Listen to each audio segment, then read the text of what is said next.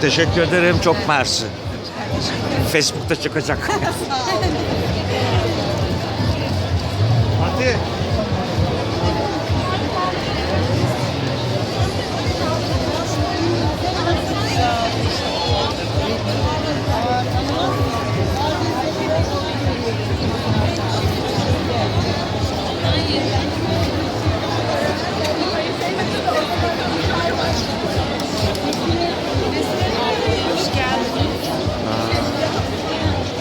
Ne kadar? Bağlayıp bağlayıp. 5 TL. Bu da güzelmiş.